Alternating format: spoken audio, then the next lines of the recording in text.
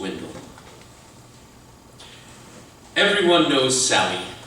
She's the 4th grader who's gonna die in a year, or even sooner, like a month. She's the girl who had surgery to get a robot kidney, or the girl who's been held back 3 grades, yeah, because she keeps missing school, or the girl who has a huge scar from surgery. Kelly said that Manny saw it and said that it hurts, like, all the time. It's Monday, lunchtime, and I'm waiting for Sally. Mom gave me $2, but I decided to buy sour chews instead of real food. I'm waiting and eating my candy when Dormy comes waddling over from the cafeteria with his styrofoam tray. Dormy, give me a nugget. Dormy frowns, as much as his chubby face can stretch, because I have already swiped a triceratops off of his tray. Seagulls wait on the roof. I throw the nugget into the air as high as I can. They squawk and flap like crazy. They push and shove with their wings. They stretch their necks to reach.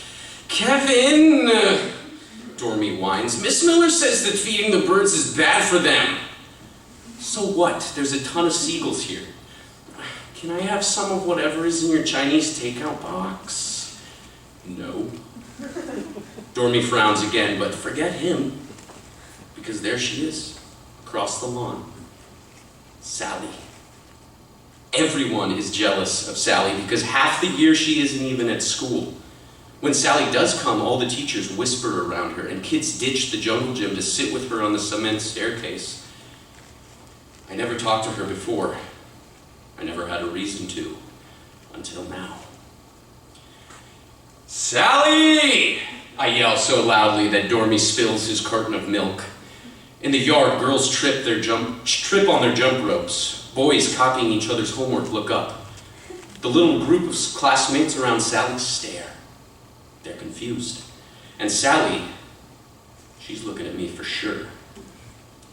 I open my little Chinese takeout box. Inside is a flower, still as pretty as it was when I picked it early this morning. There were a bunch of them growing from the storm drain behind my house, where they seemed to almost glow in the dark, like they'd absorbed all the light in the alley. The second I reach for the flower, I hear all the other kids go, whoa, and what is that? And some of them even get up and try to get a closer look. I smile at Sally. She sees the flower, and her eyes get big.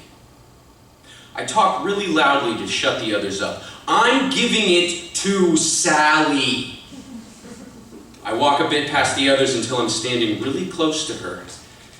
The dark circles around her eyes make it look like they're sinking into her face. Because you've been sick and stuff, you know? I try to sound shy. I thought this could make you better. Kevin. Sally's voice is a scratchy squeak.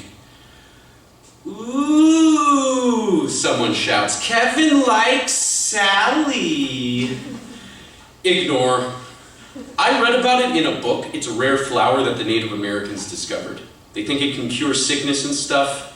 It doesn't grow anymore because only a certain kind of dirt and rain can make it grow. I couldn't believe when I found a bunch of these. I hold the flower close to Sally so that she has to take it. In her skinny fingers, the flower shakes and the purple petals seem to glitter. A girl standing next to her leans in way too close to look. Are you saying those flowers can cure anything? Are you saying the flower is magical? Another kid butts in. Is that even real? Native Americans know more about nature and stuff than we do, another kid says. I learned about them in class. Yeah, and I'm giving it to Sally. I use my shy voice again, because, you know, it's super pretty.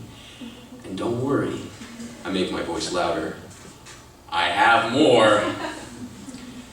Kevin likes Sally, the same voice shouts, but no one else says anything. I turn and speed walk away, almost running into Dormy, who's jogged over panting to see what's going on. When I'm on the other side of the yard, I take another nugget from the tray Dormy left on the grass and chuck it way up into the air. I watch the seagulls lunge. The rest of the day, Sally has even more friends than before, and I am more famous than ever.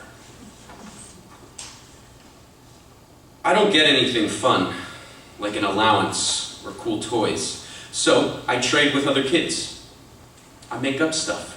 But forget selling 5-leaf clovers. I glued on 2 extra petals. Or charging for poker card fortune telling. I still do if anybody asks. Or dealing the eggs of circus geckos. Actual gecko eggs I found under a sofa cushion in my house. No one ever got them to hatch.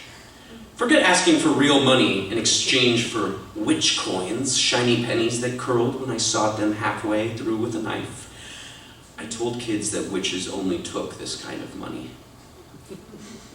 My playground customers think that the magical flower is the awesomest thing they've ever seen, even awesomer than all the other stuff I made up stories about. Thanks to Sally's friends, everyone's heard about my flower by Tuesday. On Wednesday, even the 5th graders are hanging around the monkey bars that I like to climb. Of course, one smart aleck asks, what's it called? I can look it up on the internet. Flowerxia perplugium, I reply right away. But you won't find it. I read about it in my great-great-great-grandpa's book. By Thursday, people are already wanting to trade. A lot of kids try to prove they need it. My sister is having a baby and she throws up every day. I skinned my knee and I think my blood might be poisoned. My dad fell on his head yesterday. Of course, I never trade right away. Only idiots trade right away. Friday morning before class, I'm in the hallway using my blue Sharpie to carefully carve a rune that I think might mean destroy. Hey, flower boy. Ugh, it's Mason. And of course, Billy's with him. More like flower lover boy, right? So, flower lover boy. I saw you walk home with Sally and you two were holding hands. I'd punch him, but I don't want detention because I'm meeting with someone later to talk about trading glow-in-the-dark stickers for a flower. So, when you guys getting married? Billy laughs hard and Mason laughs to pretend it's funny. I saw Kevin and Sally in the library before, says Alexandra, standing next to me in line, shaking her face with those stupid pink-rimmed sunglasses that she never takes off, not even in class. I saw them reading books together, like a couple, and he always stares at her in math class. What? I never stared at her in math class. I hate Alexandra. No, they're in the library to make out, screams Billy. Yeah, they do that thing where they eat a cookie at the same time from both sides, and Mason uses his hands to show 2 people eating, then kissing. No, stupid, a cookie is round. You need something long, like a peanut butter cracker. Then she licks the peanut butter off your mouth. Guys, shut up! It's Tanya, standing behind me in line. What if Sally hears you? Billy looks around as if Sally might jump up behind him. Oh, I don't think she's coming to school today. He and Sally have the same teacher. She didn't come to class yesterday. Hey, Kevin, says Alexandra, wasn't your flower supposed to cure her or something? Okay, don't back down. Answer them right away. I turn away from my runes and try to look everyone in the eye. I'm going to tell them that Native American healing stuff takes a while to work, or needs a secret unknown element that people don't know about. Suddenly, Mrs. Marnie opens the door Billy and Mason scramble back to their own class as the warning bell rings. The real truth is I haven't talked to Sally, or even seen her since I gave her the flower. Because if I did see Sally, I'd have to ask her if the flower worked. At recess, I climb into the tube slide, and the sun makes everything glow orange around me. Dormy pokes his head in from the top. "Is the flower real, Kevin?" Dormy asks, and it sounds like the walls of the slide are talking. "If you slide down and hit me, Dormy, I'll kick your butt so hard." "Is the magic stuff real?" "Well, the Native Americans said the flower has healing powers. That's what the book says." "What if you have to be Indian for Indian stuff to work?" Dormy crawls into the tube, which makes me mad because I think he's going to slip and hit me sliding down. "It's Native American, stupid. Saying Indian makes them mad. Why won't you give me a flower? I'm not giving it to a dummy that says Indian instead of Native American. The spirits would scalp you." Dormy twists around to look at me, and he actually seems kind of scared. His sneaker squeaks against the tube wall, and he slips and slides into me. I push my legs harder against the walls, and we don't fall. "Get out! You're going to push me down." "Sorry!" Dormy scoots up the tube to give me space. Is the scalping thing for real?" "I should give you a flower. You can find out." What if they scalp Sally? Her name bounces off the tube walls loudly. Sally's actually sick. She won't be scalped. She wasn't in class today. Maybe she got scalped. Dormy, Sally did not get scalped, okay? Do you even talk to her? How do you know? I don't know. Having a magical flower isn't going to make her worse, okay? I turn myself and slide out of the tube. I can hear Dormy squeaking his way down. I hide behind a tree. I know Dormy is probably so confused about where I am. I know he's standing in front of the slide, looking left and looking right. Screw him anyway. Can't people shut up about Sally for once? For the whole next week, whether I'm sitting in a desk in the classroom or on a picnic table in the yard, a bunch of kids crowd around me with questions and offers. I'm not sure what I want more, money or favors. Someone says they'd give me $10 for a flower, a whole $4 more than that time when I sold $2 bills. And how about a week? No, a year's worth of Sour Punch gum and homework for almost every class. Finally, it's Friday again, and I'm down to my last flower. I was maybe going to leave it alone and let it grow, but a 5th grader says he'll give me all of the homework he saved from Mrs. Fabio's class, so I don't have to do homework next year. And just like that, the magical flowers are sold to extinction. After school, I sit in my room making a list of what I could buy with $20. Kevin? Mom pokes her head into my room. I pretend I don't hear her. I don't want to take out the trash. Kevin. Kevin. What? I'm still not looking at her. Is there someone at your school named Sally? Sally. Again. Yeah. So? Her parents called. Sally is bald. I see her before I even go into the room, through one of the windows next to the door. She looks part alien with her baldness, with her very white skin, with all the tubes in her nose, in her skinny arm. She looks too small for her bed. It's creepy how her blankets lay too smoothly on her legs and how her head barely wrinkles the pillow. Her mom is just standing there watching her. I've always thought Sally was lucky all those times she got to skip algebra with Mr. Warder. But this doesn't look like much fun either. I'm not sure why I'm here. I don't think I should go in, but Sally's mom sees me as she leaves the room and smiles at me, holding the door open. So what else for me to do but smile and go in? I almost tiptoe for some reason. I'm barely even in the room when Sally opens her eyes and rolls her head to my side and stares directly at me. I almost jump, right out of my skin. Kevin, she says my name while breathing out. Hey, Sally, what's up?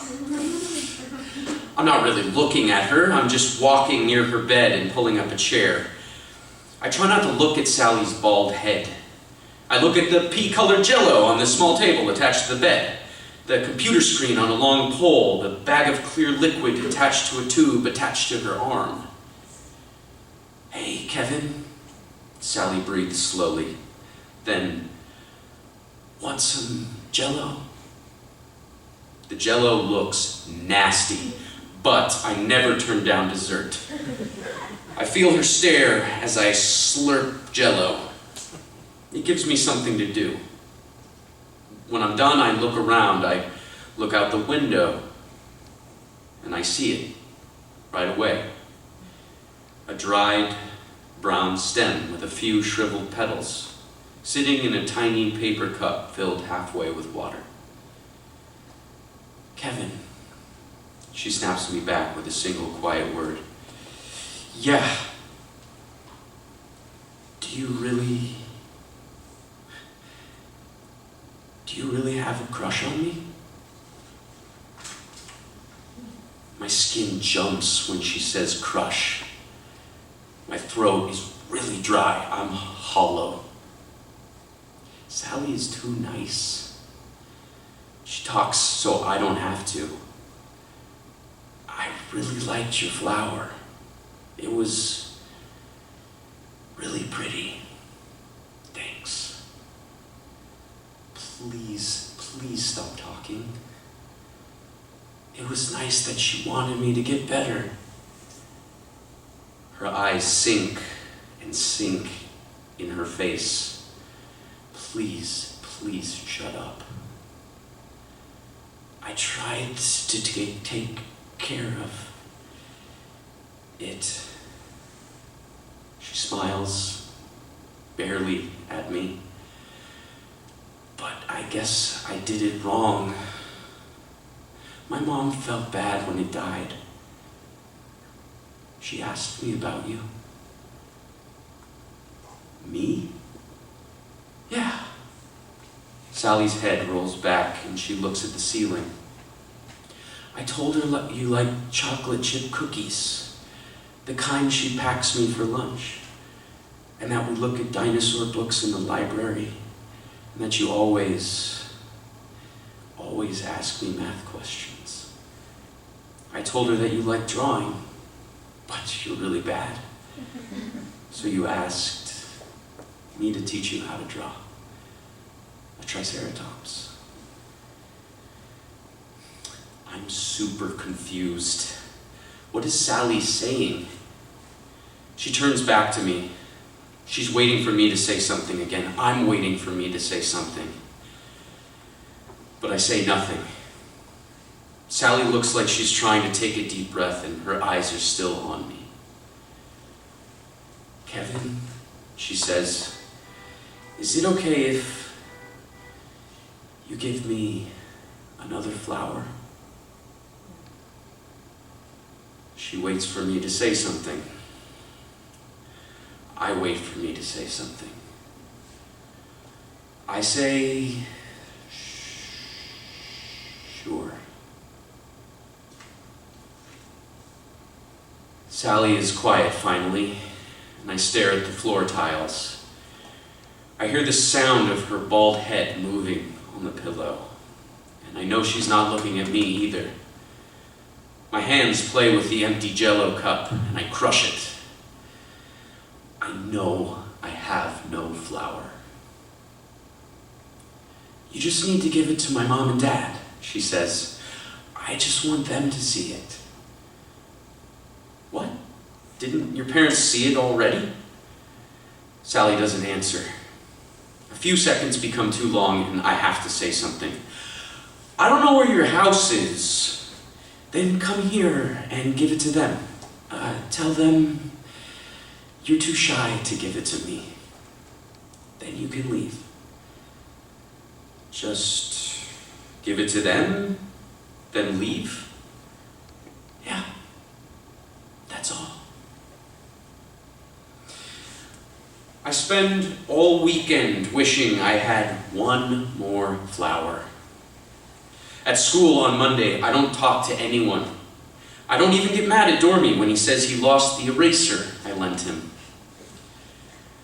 On my way home, I see fat roses blooming pink and red next to the sidewalk in someone's front yard.